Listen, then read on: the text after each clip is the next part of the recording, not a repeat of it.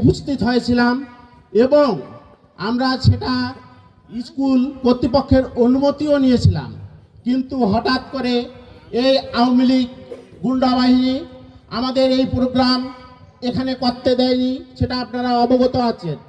এও অবগত আছেন যে এই আওয়ামী লীগ আমাদের ক্ষুদ্র বেসরকারিতে একটা প্রোগ্রাম হয়েছিল, সেখানে ওদের মহিলা আওয়ামী লীগের নেত্রী লাভলিকে দিয়ে আমাদের নেতাকর্মীদের হেয় প্রতিপন্ন এবং পুলিশ দিয়ে হয়রানি করেছে এই আওয়ামী লীগ।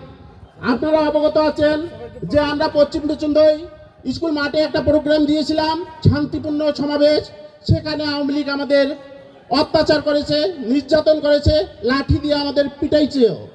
আপনারা অবগত আছেন যে আমরা পূর্ব চন্দই স্কুল মাঠে দুলু ভাইয়ের কারামুক্তির দুলু ভাইয়ের মিথ্যা মামলার প্রতিবাদে একটা মিছিল করেছি, সেখানেও আওয়ামী লীগ আমাদের অতর্কিতভাবে আক্রমণ করেছে, পিটাইছে এবং পুলিশ লেলিয়ে দিয়ে আমাদেরকে তাৎক্ষণিক আমাদের নেতাকর্মীদের হয়রানি করেছে।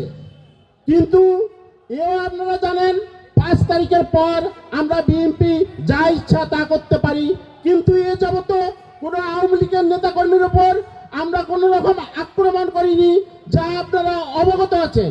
বিএনপি যারা করে এরা সবাই সাধারণ মানুষ, শান্তিপ্রিয় মানুষ। জাতীয় সংসদ নির্বাচন আমরা একজন ভালো লোক পেয়েছি, ইনি কঠোর পরিশ্রমী লোক, ইনি ত্যাগী লোক, ইনি শিল্পপতি, এনার কোনো কিছু অভাব নাই। এনার নাম হচ্ছে ব্যারিস্টার হাসান রাজীব প্রধান। আপনারা সবাই অবগত আছেন এই ব্যারিস্টার হাসান রাজীব প্রধান 14 বছরে আমাদের যত মামলা ঝামলা হামলা হয়েছে সবকিছুই উনি ওনার অর্থায়নে দেখভাল করেছেন।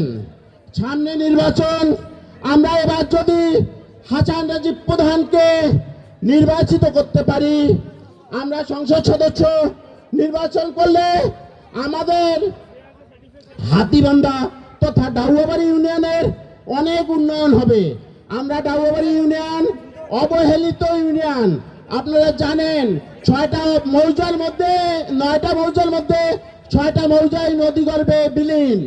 তা নদীগর্ভে আপনারা অবগত আছেন আমাদের নয়নের মণি, উত্তরবঙ্গের কৃতি সন্ধান, উত্তরবঙ্গের লৌহ মানব জনাব অধ্যক্ষ আসাদুল হাবিব দুলু মহোদয় ইতিমধ্যে উনি ঘোষণা দিয়েছেন যে আমাদের তিস্তা মহাপরিকল্পনা বাস্তবায়ন হবে। দুলু মহোদয় এমপি হবে, মন্ত্রী হবে, অনেক কিছুই হবে। সেহেতু যেদিন উনি হবে সেই দিনেই আমার বিশ্বাস যে আমাদের ডাউয়াবাড়ির নদীর কাজ শুরু হবে।